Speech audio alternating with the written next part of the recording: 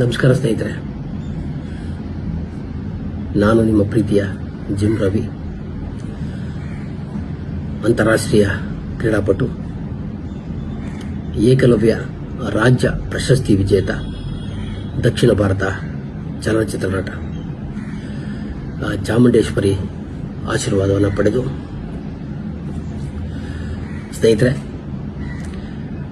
ನನ್ನ ತಾಯಿ ತೀರ್ಕೊಂಡು ಒಂದು 6 ತಿಂಗಳಾಗಿರ್ತದೆ.